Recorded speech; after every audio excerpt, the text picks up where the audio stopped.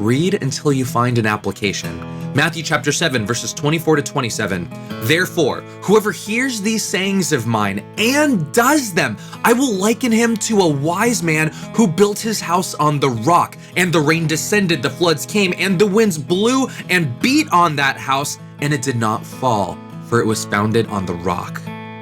But everyone who hears these sayings of mine and does not do them will be like a foolish man who built his house on the sand, and the rain descended, the floods came, and the winds blew and beat on that house, and it fell, and great was its fall.